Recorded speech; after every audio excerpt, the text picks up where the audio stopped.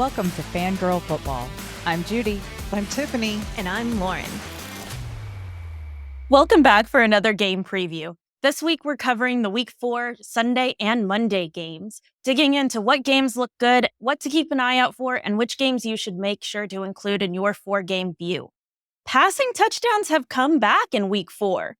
The NFL historically averages around 45 touchdowns in a week. We had been down in the first 2 weeks with 35 in Week 1, 34 in Week 2, and then we finally got back to normal with 49 in Week 3.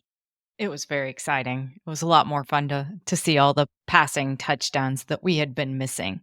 You don't like all the field goals instead of passing touchdowns? I don't. I still got to pull that field goal data. I missed doing that. I went after the passing data, but I'll get that field goal data. But no, passing touchdowns are a lot more fun than watching field goals. All of the 3-0 teams are on the road this week, too. So we have 5 3-0 teams playing this week and all on the road. So that's going to be exciting. See who can pull off the road win to go 4-0. I'm sure somebody's going to do it, right? Yeah. Let's start with the Minnesota Vikings at the Green Bay Packers then, talking about them and if they're going to be able to do it. Sure. Green Bay's at home and they're favored against a 3-0 Minnesota Vikings team. That doesn't happen very often, but they are 2-1, so it's not like they're doing too shabby themselves. The over-under here is 44, so not too high of a total, which is maybe a little bit surprising, but I think both of these teams have some pretty good defenses. Let's go through injuries real quick. So Jordan Addison, coach is optimistic that he can play for the Minnesota Vikings on Sunday, so we'll see if he gets out there this week. Sam Darnold had that knee issue on Sunday, but he is good to go. And then we're waiting to see if Jordan Love is going to play for the Green Bay Packers. That's the big mystery right now. He was limited at practice on Wednesday. I feel like they're hoping to bring him back since it's Green Bay at home and Minnesota's a rival, and I could see them trying to start him. They have to try to start him. They have to be hoping that he plays because although Malik Willis has done surprisingly well, this isn't the game that you want Malik Willis to have to play. You want Jordan Love out there. You paid Jordan Love. That's who you want to go see. They will be pushing some risk there, though, because Minnesota became the 3rd team since 1990 to record 5 sacks in each of the first 3 games. So, Minnesota's been on top of sacking the opposing team's quarterback. So, do you want to risk Love getting sacked and having another injured knee? That's true. Maybe you're just better off starting Malik Willis, knowing that Jordan Love's going to be even more healthy when he comes back and that he doesn't have to take this risk and you aren't risking bringing in Love for this game and losing him again for more of the season. So that's going to be something that they're going to have to weigh and debate. Minnesota has the top running defense in the NFC and is only allowing 71.3 rushing yards per game. And Green Bay leads the NFL this season, averaging 204 rushing yards per game. So while they'd like to rush the ball, they're going to run up against the best defense and not maybe be able to do that and have to rely a little bit more than they've had to the last couple weeks on the pass. The Vikings are coming off the dominating win over the Texans, and the Packers had the same crushing win over the Titans. So both these teams are looking to continue their winning streak. Now, we should be fair. The Texans are a much stronger team than the Titans, so that Vikings win, we need to weigh significantly more than the Packers win over the Titans. The Vikings quarterback, Sam Darnold, had a career high 4-touchdown day, but he was knocked around a bit, which is why he has the lingering knee issue. I just don't see any way that Sam Darnold's not playing this game, though. The Vikings running back, Aaron Jones, gets to face his old team because up until this year, he was a Green Bay Packer. So now he's coming off of a monster game against the Texans in week 3. He had 148 total yards and finished the week RB6. So he is going to play his old team. You think he has any feelings there about that? Probably some. Yeah. I'm guessing that team's a bit different than he remembers it, though, so I feel like he's getting in the groove with the Vikings and over the last couple of games. Do It you think that Jalen Naylor is gonna have his 4th game with a touchdown? I'm impressed that he's had 3 each week, he's had a touchdown in the Vikings game. So, I think if he continues and Justin Jefferson continues, and then maybe they get Addison back, it's looking a pretty good day for him. So who are you picking? I don't know. I feel like the big question here is who's going to start at quarterback for the Packers. And then the Packers on defense aren't exactly having the worst year either. Their safety, Xavier McKinney, leads the NFL with 3 interceptions, one in each of the first games. So we've got 2 great defenses here. I think I'm picking the under. But no, you want me to pick one of these teams to win. I'm gonna have to go with the Vikings. I'm gonna assume that they're not gonna risk Love and that he's not 100%, and I'm gonna go with the Vikings. How about you? I'm on the same boat of the Vikings. I think that they're just gonna have another great day that none of us saw coming at the start of the season, and I think that Jalen Naylor will have his 4th game with a touchdown. I hope so. We could just see a bunch of sacks because the Packers defense also had 8 sacks last week. Well, the Vikings had their 5, the Packers had 8. So we'll see how this goes. If it's just a very defensive game and whoever makes the fewest mistakes comes out on top. I feel like the Vikings offense has been steamrolling a lot of good teams, not Yeah, all teams. So I was super surprised on that Houston win. Houston couldn't get anything going against the Vikings, and that was surprising. So let's move on to the another 3-0 team on the road, Pittsburgh Steelers at the Indianapolis Colts. The over/under on this one is 40, so we're going down in point totals. Pittsburgh is favored by 1.5 points. Injuries are Jalen Warren, the running back for the Steelers, has a knee issue and he did not practice on Wednesday. So we will definitely have to keep an eye on him. Najee Harris had a shoulder injury, but he said he was fine and he didn't show up on the injury report on Wednesday. So hopefully they'll only have one questionable running back. Justin Fields is going to continue to start. I think Russell Wilson actually might be somewhat healthy, but I don't think he's getting this job back right now because Fields isn't making any mistakes. They're going to look to win their first 4 games for the 5th time in franchise history. And the Steelers this year haven't allowed more than 10 points in any game. That's crazy. If you can't score 10 points, if you're not going to allow a team to score 10 points, you're probably going to win. I'd like to see the Vikings go up against the Steelers right now. I wish that was a game that I could say is gonna happen, but Yeah, I don't know if that one will happen. I don't know what's on the schedule. The Colts are coming off of a win against the Bears. I can't say it was super impressive. Jonathan Taylor was impressive. He led the team with 135 yards and 2 touchdowns.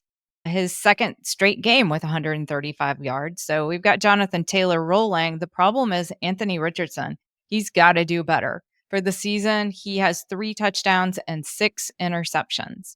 And he threw interceptions last week as well. They just didn't end up costing him the game. He's had a big passing plays for 40 yards and hitting somebody, but they just can't keep it consistent and can't keep the drive rolling. And then he makes mistakes that stop the team as well and hurt the team. And the Steelers have a top defense, but they've beaten Atlanta, Denver, and the Chargers. So I can't say that their competition has exactly been on top like the Minnesota Vikings. If they'd beaten the Vikings, we'd be having a different conversation. But still, to only allow 10 points, that's pretty significant. We're going to see which Colts team shows up. It is in Indianapolis, but I don't have a good feeling about this game, and I'm going to pick the Steelers. I'm gonna go with you on the Steelers. Between keeping all of the games that below 10 points for the opposing teams, and then they have a linebacker, TJ Watt. If he gets a sack, he'll become the 3rd player since 1982 with 100 career sacks before turning 30. It's amazing. And so I could see him out there like just going for it every single time. And Anthony Richardson is not the most difficult one to get to, I don't think. I remember a Colts game a few years ago. I think it was a Thanksgiving night game. Maybe it wasn't. I remember it being at night, and I was all excited that they were playing the Steelers, and the Steelers just demolished them. And I think that's what's in my head. And I can't get excited about this game because I have a good Steelers team and a very average Colts team, and I'm not sure that they can get this done. All Yep. right, so we both picked the Steelers. Yeah, we're both on the Steelers. Another game that might feel a bit similar is the Kansas City Chiefs at the Los Angeles Chargers, with the Chiefs being 3-0 and the Chargers being 2-1. Yeah, and we've got another over-under of 39.5 and a point spread. Kansas City is favored by 8 points. This is gonna be a lopsided game. Go through the injuries real quick. On the Chargers side, Justin Herbert had X-rays on his ankle, and the X-rays were negative, so he didn't break it. Okay, that's the good news. He's still been in a walking boot. I don't know. It's his ankle, it's plantar. That whole foot is just an issue right now, and we'll have to see what he can do if he even gets to play this weekend. I don't feel very optimistic about him playing in this game. I think he's going to end up sitting out this game, which means that we will see, Heineke? yeah, which means we will see Taylor Heineke probably start. They have Heineke and then they have Easton Stick, and Heineke came in for him last week when Justin Herbert went out. I would like to point out that Justin Herbert went out midway through the third quarter and Taylor Heineke came in. In basically a third of the entire game, Heineke attempted only 2 passes.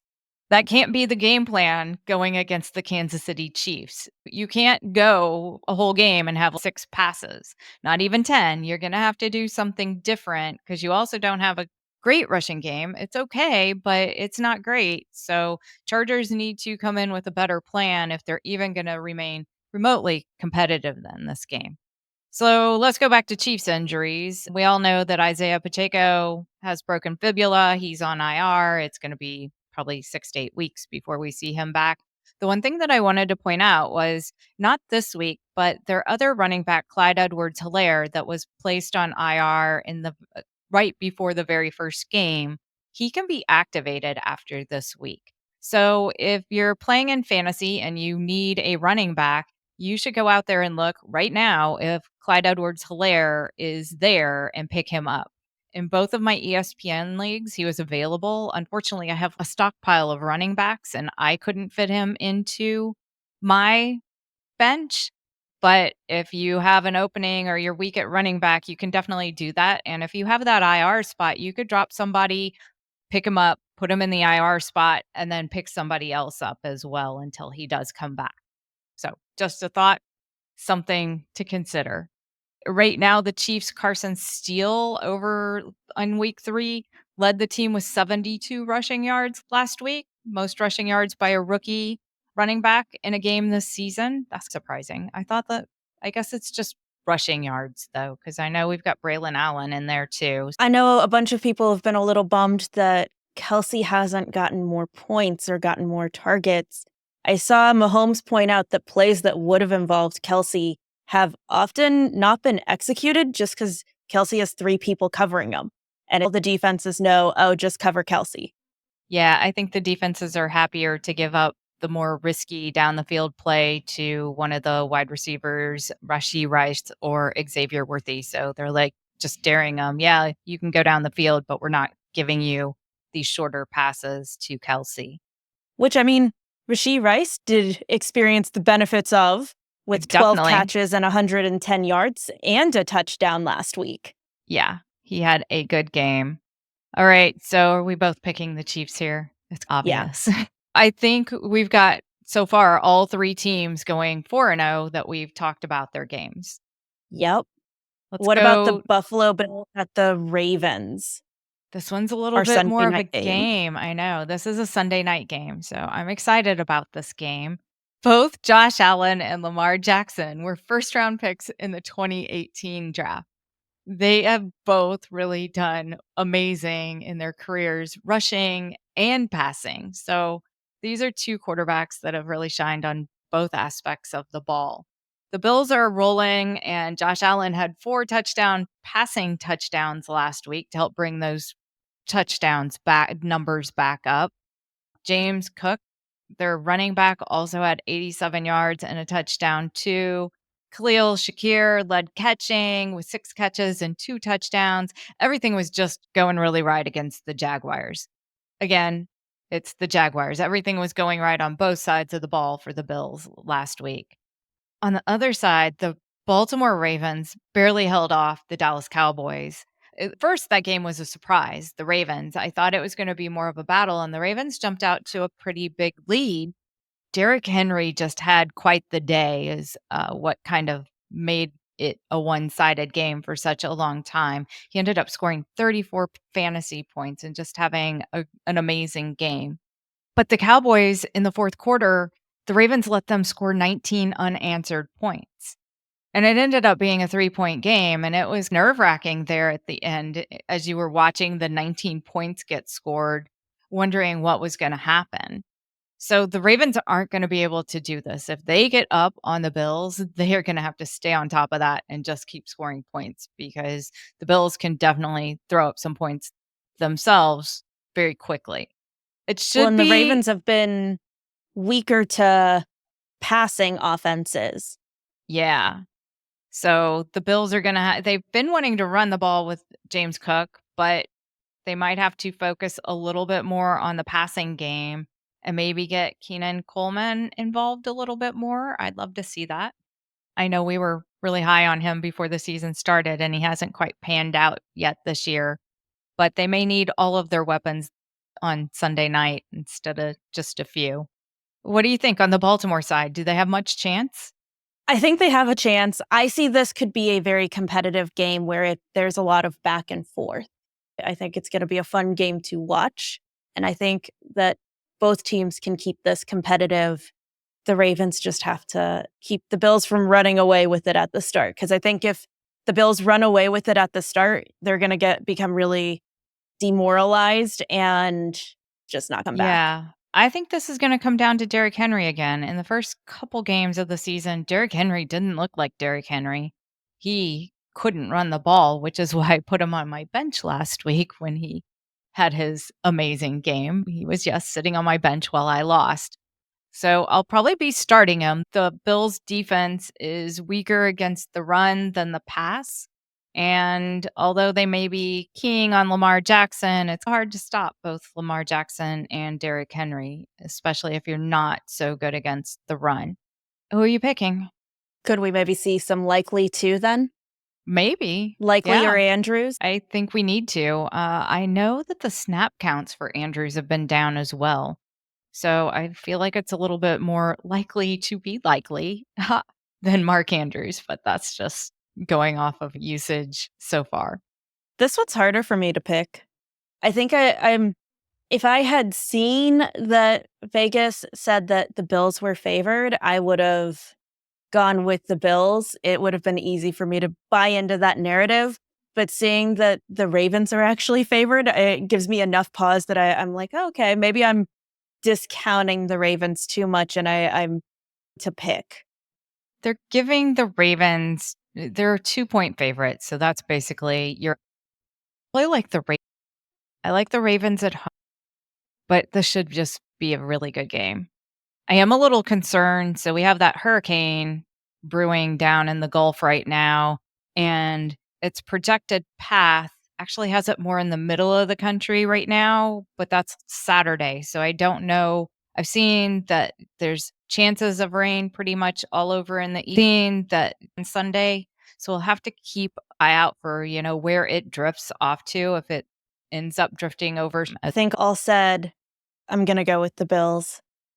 Picking the All right, Bills. so we're finally different on a Yep. Okay. One more 3-0 team, Seattle Seahawks. much to my surprise, are 3-0, and they are traveling to Detroit to play the Lions, who are 2-1 on Monday night. This is a Monday night game. Our over-under is 47 points, expected to be a pretty high-scoring game, and Detroit is favored by 3.5. Injury-wise, only have running back the Seattle running back Kenneth Walker III, who is questionable. He didn't play last week. I'm kind of on the thinking he's not playing this week, but it is definitely something to watch on the injury report this. If the Seahawks win, it's the third time in franchise history to begin 4-0. Seattle and Detroit are meeting for the fourth consecutive season. And the three previous matchups, they totaled 60 points or more in each, which is supporting their over under of 47 points. We should be going on that. Or sorry, in those games, Geno Smith and Jared Goff each passed for 300 plus yards in the three previous. The Seahawks are coming off that win over the Dolphins, which was kind of sad. It's just kind of sad watching the Dolphins. Yeah. DK Metcalf had 71 yards and a touchdown. Charbonnet was the star of the game and finished as the 7th ranked running back this week. But yeah, they just kind of bullied the Dolphins and took out the Dolphins quarterback. They got to do whatever they wanted to do to beat up Miami team. So I don't know that I can give them a whole lot of credit. Detroit had the impressive win over the Arizona Cardinals on Sunday, and now they get to go back. For Detroit, running back David Montgomery and Jamar Gibbs both had good days out in Arizona, and the Lions defense is to 8 fantasy points a game to running back. So I know Seattle wants to run that ball. I think they better plan on passing and getting their wide receivers involved in this. The Seattle defense is good everywhere, so I don't know what Detroit is particularly going to have to attack. They're just going to have a good game plan. Yeah, this will be a fun matchup to watch with how the Seattle defense has been doing and shutting things down, and seeing if Detroit chooses to try to run or if they try to do some more passing this week. I know that you would like to see a bit more passing to Amon-Ra St. Brown. He did get his first touchdown last week, I believe. And I think that the Seattle offense can definitely lean heavy into the passing side with Lockett and DK and JSN. All of them in the last couple of weeks have had a lot of good plays. They've been a better job of leaning on the shorter throws and the occasional long throw. So you think your Seahawks can? I do. I think they can win. I'm going to go with the Lions. I'm on the line. What about that whole West Coast, East Coast stat? Does Detroit count as East Coast? It does. It's on Eastern time zone. So it definitely, yeah, this is a West Coast to East Coast. I'm just going to bet that this is the one game that isn't going to happen. Maybe they'll cover the spread since it is 3.5. Maybe they'll only win by 3 and cover the. So let's talk another team I like. The New Orleans Saints at the Atlanta Falcons. Saints are going in with a 2-1 record, and Atlanta's coming in with a 1-2 record. Atlanta is favored only by 1 point, a 41.5 over and under. So they're expecting this to not be a super high scoring game.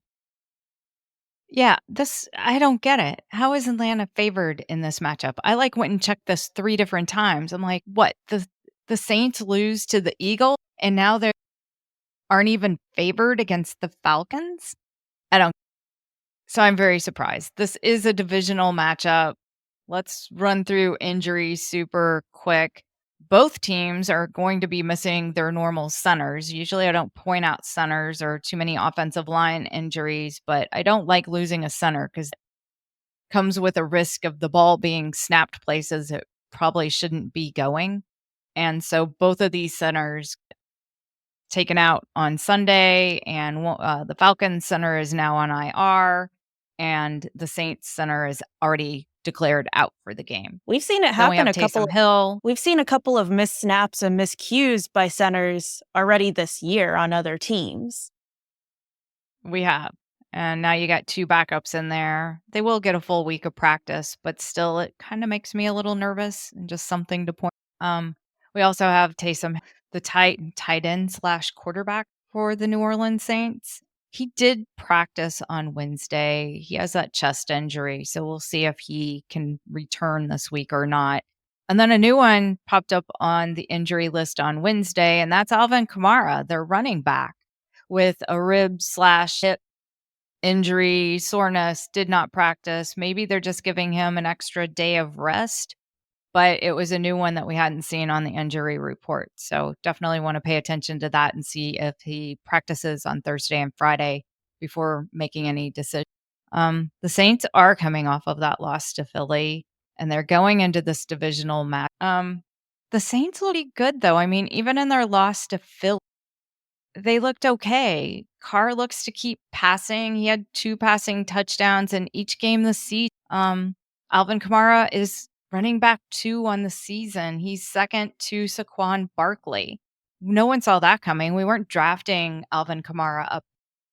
So the Saints have been a big surprise, and Chris Olave finally made an appearance on week 3 and showed up with 6 catches and a touch. He had been quiet those first 2 weeks. Did you draft? I didn't. No, I had just been keeping an No? eye on it. Yeah. Yeah, I think we were all a little surprised. Rashid Shaheed was the go-to target in the first week, and then, hey, week Alvin or now it's Chris Olave, and Shaheed was quiet. He was targeted 5 times, but he didn't have any. These 2 wide receivers have a history of performing very well against Atlanta. And we do see that on division games, and it doesn't quite matter sometimes how you're doing that year, but you'll have certain players that in divisional games, they just break out every time they play, and that could happen in this game. Although the Atlanta defense this year's well and top 3 against the run, so maybe they're gonna shut down Kamara. If Kamara's not playing and the run's already shut down, that kinda changes the whole dynamic. They'll have I know, you've Jamal got the backup Williams. running I back. do, yes. This might be the week I I have to knew you keep were an gonna bring him eye up. and see if Kamara is out or not gonna play. Maybe I should move Jamal Williams into my flex spot or something. You're the only one advocating for a 30-year-old running back in New Orleans. You know, maybe. We'll see. We're gonna have to revisit this next first we'll see if Kamara. The Falcons are coming off that loss to the Chiefs where they had some controversial pass interference calls towards the end of the game. Lack of So pass I know they're not interference too calls. lack of pass interference. I know, not feeling good about that, but trying to move. Bijan Robinson just had a bad game against the Chiefs, and I know the Chiefs have a good defense, but he's gonna be looking to bounce back, and if he doesn't bounce back, Bijan's one of the I've been on the Bijan bandwagon. I was there last year, and I'm like, "Oh, no, it's Arthur Smith. Arthur Smith is why Bijan's not running well," and then he would get the ball, he'd run well, and then we'd all blame Arthur Smith, and so this year, we're like, "Yay, Arthur Smith isn't there. Bijan finally gets to run." Now he just kinda looks bad, and he is RB15 right now on the season, and we were all drafting him in the first round, thinking he was gonna have an amazing and after watching that game last week and he just looked so bad, I'm like, maybe he's just not good. Maybe this is a first round draft pick that any of us should have been making, and he really needs to step it so we can make some different decisions or leave him on our bench for fan And this could be the game to really playing. see stuff with how New Orleans handles or allows for running backs, right? Not necessarily. New Orleans is mid-pack, although they did allow Saquon Barkley to have a awesome day against them last. So it could. It, we'll have to see if he can, if Bijan can pretend to be Barkley or do his best Barkley imitate. I don't think he can do it, but I'm still hope. I'm just ready to jump off this wagon that I've been riding for a year and a half. I know that Drake London was also going pretty high in drafts. Have we seen Drake London have the production instead? No, we haven't. And Kyle Pitts, the whole offense has been disappointing. All right, so you just talked me into picking the New Orleans Well, and and not going with the offense that's lacking. Who are you? that's hard. This is always one where I don't wanna pick because I don't like picking against the Falcons. The Falcons have kept it really competitive going against Kansas City last week, they did keep it competitive. It came down to one play where that call there's a reason why that call is very frustrating, I think, because it feels like it came down wasn't like the Chiefs ran away with it. It wasn't like the Eagles ran away with it. And I'm talking myself into cheering on the Falcons still. I'm gonna pick the Falcons. This is gonna be their week. They're at home. All right. They're at So next we've got the 0-3 Cincinnati Bengals traveling to play the Carolina Panthers, who won their first. Didn't know we'd be saying that this week. So I also didn't think that Cincinnati was going to start 0-3, and they're coming off that loss to Washington on Monday night. Joe Burrow did pass for over 300 yards and used well. So Chase Brown is leading the team in rushing yards, but Zach Moss has more total yards. So it's clear that they're going to share the role in that back. Maybe Jamar Chase is finally finished with his preseason since he didn't start until the regular season because he had a good game. He had over 100 yards and 2 touchdowns in that loss to Washington. The entire offense had a good day, but the defense just couldn't stop Jaden Daniels and the command. Now they're going to go into Carolina, who is rolling with Andy Dalton. That team just looked like an entirely different team. I don't know why they did the Bryce Young experiment to start the first 2 games, but it was clear that Andy Dalton injected a whole new level of confidence in everyone on that team. So they got their first win over the Raiders, and their running back, Chuba Hubbard, had 169 total yards and touchdowns. They were just running wherever they wanted against. They did lose their wide receiver, Adam Thielen, and he actually got placed on IR today with his hamstring injury. It was pretty sad because he caught the touchdown pass and he immediately went down in the end zone and was squirming around on the ground. So they've lost him to IR, which is going to give some of the young players a chance to step up and get more passes from Andy Dalton. Both of the offenses are rolling and neither defense is rolling. This one's got a 48.5 over under. Cincinnati is favored by 4.5. I feel like that's the Joe Burrow. Everyone loves Joe Burrow and has confidence in him more than Andy Dalton. It is kind of interesting that Andy Dalton used to play for the Cincinnati Bengals and then they got rid of him and he's bounced as a backup quarterback. So he gets to go against his old team as for whatever that He'll be doing that a bunch, it seems. he might. But he looked good. So you think he can continue to roll on, or are you gonna think that there's no way that Burrow can start the season? Oh, I'm gonna buy into the Panthers after this last weekend. Yep. really?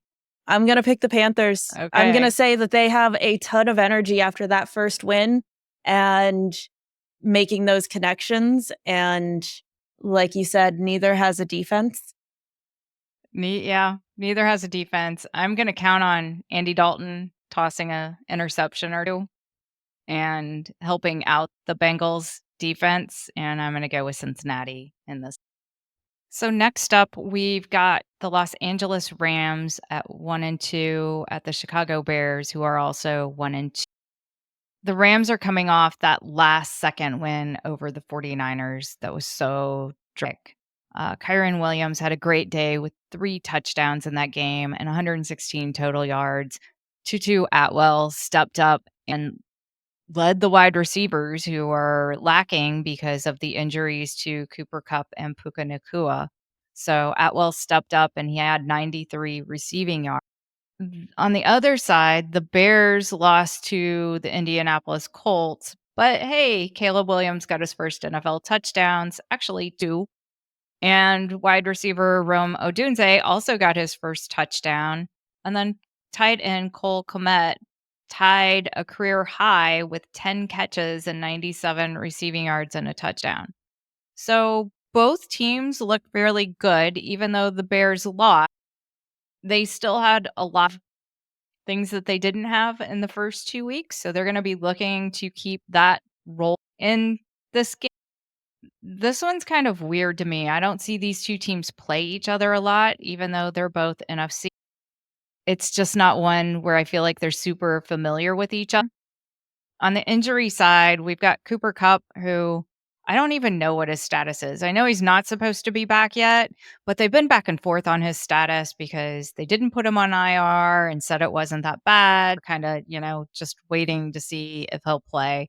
I don't think he will probably play in this. And then we've got wide receiver Keenan Allen for the Chicago Bears, who has just continued to carry his Q tag from week to week and usually doesn't play as well.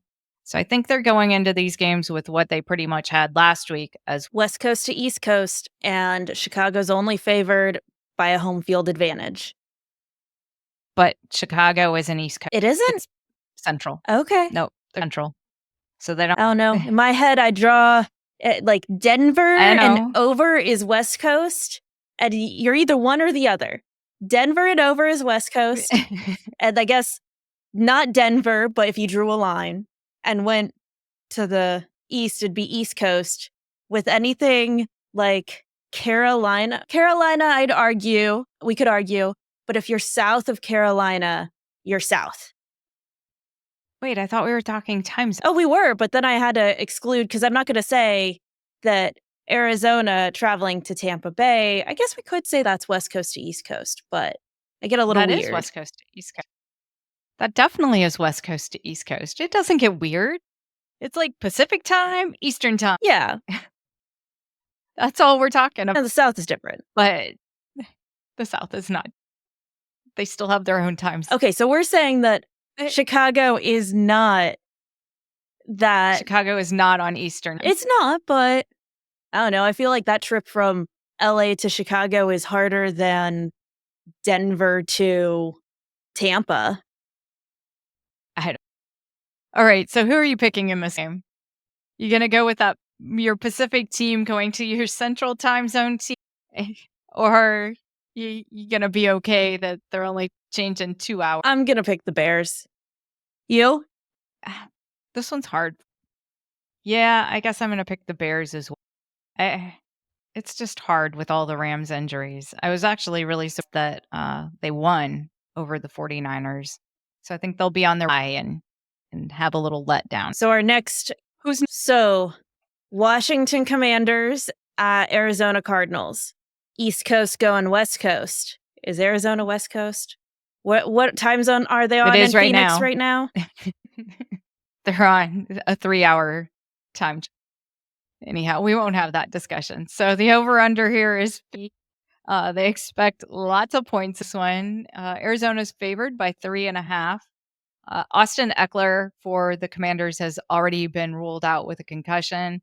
Trey McBride left the game with a concussion. There's no official status yet on Wednesday, but he's going to most likely be out as well. They tend to miss a game nowadays with a concussion. We kind of touched on it on the Bengals game. He had an amazing game on Monday night, completing 21 of 23 pass attempts and for 293 yards.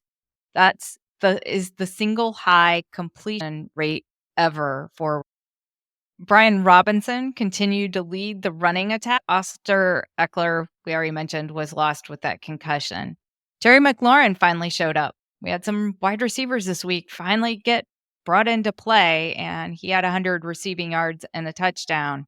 Finally, he too was on my bench, though, because I wasn't buying it after 2. The Cardinals are coming off that disappointing loss to the Detroit Lions. And Kyler had an okay day, but he threw an interception at just the wrong time. Some of these games you go back and look at, and you're like, you pinpoint anything that was really bad. it just wasn't that good, and that was kind of one of these games, and then that interception that happened at just the wrong kind of put them in a hole, and they could never get out of that. They just couldn't make it happen. Michael Wilson led the team this week for the Cardinals with receptions, which was kind of surprising, but Marvin Harrison got more than he did even the week before. He had 5 receptions, and neither defense is too scary here. I like this over under a lot. I like this to have a lot of points. I like this to be the big scoring game. But we kind of felt like that was going to happen with Detroit and the Cardinals, and it didn't really. What do you I think especially after saying Cardinals last week with Detroit and how the Commanders have been season to date, I feel still comfortable buying into this being a big scoring game that we thought that they were going to have with Detroit and last week, but we didn't quite get. I'm going Cardinals here. I don't think the Commanders can hold off Kyler Murray quite as easy. If the Bengals hadn't started the season how they had started and the Commanders still won on Monday night, I feel like I would be buying more into the Commanders for this. I'm having a hard time picking. I think I'm still gonna go with the Cardinals as the Commanders still find their footing and keep it competitive and interesting. Yeah, this is probably the most exciting game for me to watch this. I love both of these quarterbacks. I was picking, so I'm excited to watch that. On a divisional game, I am not excited to watch. That would be the Jacksonville Jaguars at the Houston Tech. It's the top of the NFC Still, South versus the bottom of the NFC South. well, it is. Yeah, Jacksonville's 0-3, and the Texans are 2-1, and the Texans are coming off. Actually, both teams are coming off a loss. Jacksonville's got 3 of those losses. Did you expect Jacksonville to be this bad? And Trevor Lawrence has had 0 interceptions in 2 of the 3 games and only 1 interception to Buffalo. So I've been seeing a lot of conversations around how bad Trevor Lawrence is, but I don't quite understand where they're coming from for this because I don't feel like it's necessarily been Jacksonville has been awful. They just aren't executing a lot of plays. Their play calling seems bad, and it stalls every drive and ends every drive, and I haven't looked at their time of possession, but I bet it's very lopsided and that they don't even have the ball. He's not necessarily messing everything up. He just isn't doing anything, and the play calling isn't. Not quite what we've So seen from Jacksonville in the past. We've seen them more middle of the pack. So this is definitely yeah, a little confusing from Jacksonville. this Houston game. Houston still has a lot of injuries, so they're coming off the Vikings. Um, the running back for the Texans did not practice on Wednesday. Damian Pierce, another running back for the Texans, did not practice on Tank Dell, their wide receiver, is questionable also, and with a rib and hand injury. And then their center is also questionable.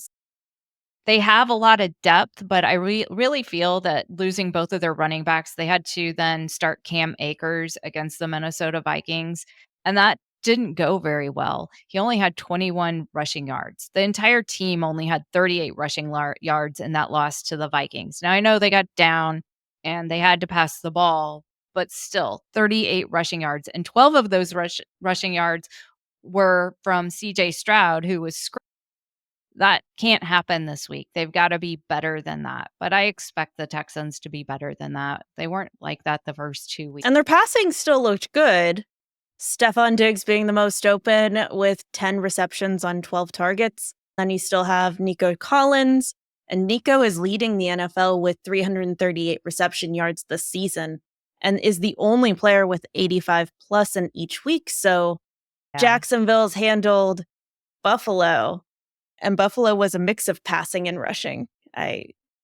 Yeah, the Jaguars' defense ranks in the bottom 6 in almost every category across the board.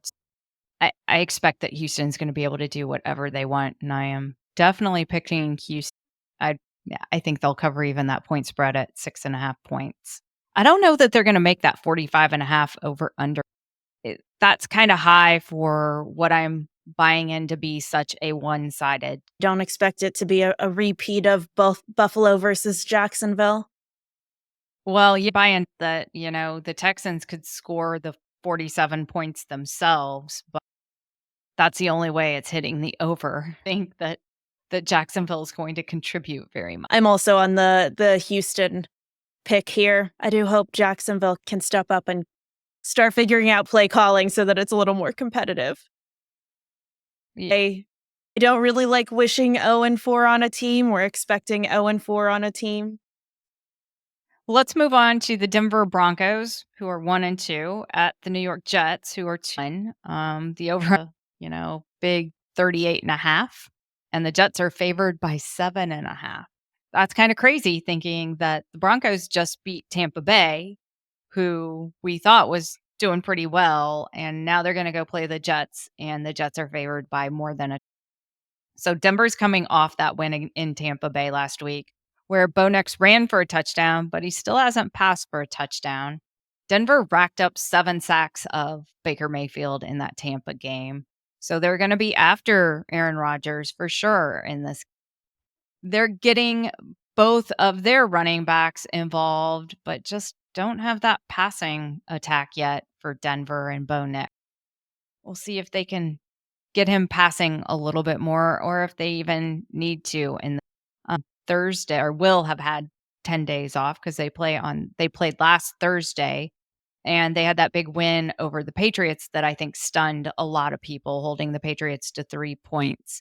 And the Jets also continue to use 2 running backs with Breece Hall and rookie Braylon Allen. Aaron Rodgers has been around in the league for a minute, hasn't always had the best offensive line to protect him. Do you see that with Denver chasing him, he could still scramble a bit and avoid it? No, I would disagree with that statement. Aaron Rodgers has usually been behind a decent line, and he has never had to really scramble. So he's going to be very unhappy with his line if he has to. They won't be his friends or on his Christmas list. So the Jets defense is top 3 ranked, and that's probably going to decide this game. I don't see Bo Nix against a top 3 defense ending up faring too well. So I'm going to pick the Jets. I'm going to pick the Jets too. Yeah. Next up, we have the Philadelphia Eagles coming off their big win over the New Orleans Saints, and they're now 2-1. And then the Tampa Bay Buccaneers, who are also 2-1, but coming off the loss that we just talked to the Denver Broncos. Over under here is 45 points. Kind of interesting. Neither game that these two teams played in last week made that. And then Philly is favored by 2.5 points. The Eagles have a slew of injuries that we're watching. Wide receiver A.J. Brown is still questionable. Wide receiver Devonta Smith has no status, but he left with a concussion, so we can pretty much assume that he's not playing this game. And then Britton Covey is on IR now with a shoulder injury. And Smith's injury was that one where his helmet came off too, right? It was, yeah. It was a pretty violent hit that made his helmet come off. I know that a lot concussion. of the Eagles players were very upset with the Saints players for that. Yeah, I'm sure. This game is a rematch of the wild card game from last season, and it's even in. So, but there's some new parts. Rookie Bucky Irving is slowly taking over that top running back spot for the Tampa Bay Buccaneers from White, and he looks really good. He is a running back that is probably going to be the future for the Tampa Bay. But that pressure, the offense just stalled with the pressure from the Broncos last week and those 7 sacks. This was again a game that you looked at on paper and nothing really stands out as bad, and I did watch part of it and it was never out of hand. It was just never good. So 4th down conversions. the Eagles have the 4th worst defense against wide receivers. So we're going to look to see if Chris Godwin and Mike Evans can look to get back on track in this game with Baker Mayfield. Philly did have a good win over the Saints last week with Hurts passing for 311 yards, but it was Barkley that had the incredible day with 156 yards and 2 touchdowns. The Bucs' run defense is weak. Injuries at wide receivers are also still an issue, so can Philly You want to pick? step it up? I think this comes down to, can Tampa Bay stop Saquon Barkley? And I don't think they can. He looks too angry running the I'd also say so it that kind of Denver has been relying heavily on the run offense. We haven't seen a passing touchdown from Bo Nix yet, and Tampa struggled to stop some of that. And I feel like Philly is going to be a much stronger running offense than Denver was even. I'm not sure that that's exactly a fair statement. I guess they did score 26 points. So they did allow quite a few points. All right. I know. I'm going to go Eagles here. This one's kind of a mystery to see which team shows. I'm torn. I haven't picked yet. I'm just staring at the screen trying to decide. I'm going to go Tampa. I think Baker Mayfield has had a lot of good games this season, and I think that both defenses have been super strong, and I think that Baker Mayfield can reconnect with his wide receivers, and I think that those injuries in wide receivers for Philly are just going to hold him back too much. Well, let's move on to the New England Patriots at the San Francisco 49ers. This is kind of a game I don't think much. Both teams are 1 and not a surprise that the Patriots are 1 and 2, but we're pretty surprised that the 49ers are 1 and 2, although they've got all of these injuries. And today, Brock Purdy also popped up on that injury report. So he's considered day to day. He has a sore back. Debo Samuel is doubtful, calf strain, so he's probably out. George Kittle also has a hamstring issue, and although he's questionable, I'm going to guess on the outside there. And then we all know that Christian McCaffrey is on IR. Things are looking kind of crazy with Christian McCaffrey. He's visiting doctors in Germany looking for a specialist on his calf strain Achilles tendonitis issues and what's wrong with his leg. So we've seen some players in the past who have looked to Europe for different doctor choices. And we'll see if Christian McCaffrey can make it back at all this year. So anyhow, San Francisco is trying to play through this, which is not the team that they thought they were going to have at all coming into this season. And now we've got both teams coming in off of a loss. Although New England does get extra time to prep since they played on that Thursday night, the 49ers lost in the last 2 seconds to the Rams.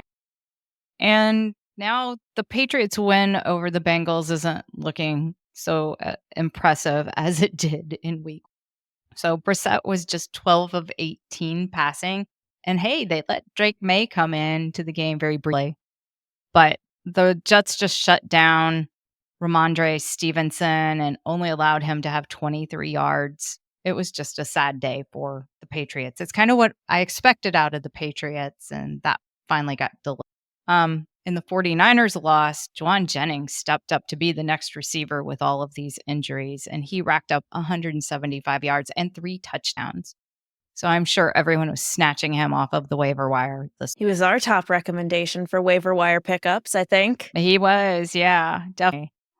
Both of these teams are allowing points to the wide receiver position, but assuming that Brock Purdy plays, I'm going to take the better quarterback and better wide receiver, even though they're backup wide receivers. I'm still going to bet on them and go with the 49ers here. And they're also. Yeah, I might switch closer to this game depending on who's going to play, because I think we could argue it either way with just all these injuries and the performance this season.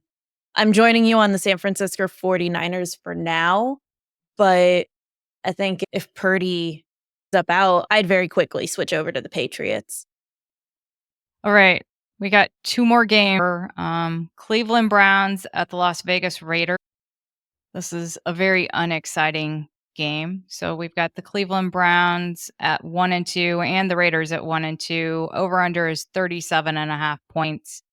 This can't be too exciting. The Raiders are favored by that's not saying a whole lot. Browns injuries, Pierre Strong, their running back, is questionable, and then their tight end, David Njoku, is also questionable. I think both of these teams haven't looked great. Both of these defenses can certainly give up catch.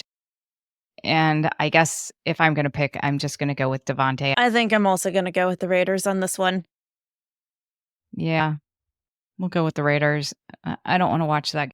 Luckily, There you'll are a have couple of these other games, games like, at the same time you can watch and just keep an eye on the luckily, score. and yeah, and this next game is also a Monday game, and I'm very, very thankful that I have another Monday night game to watch, and I don't have to watch this one.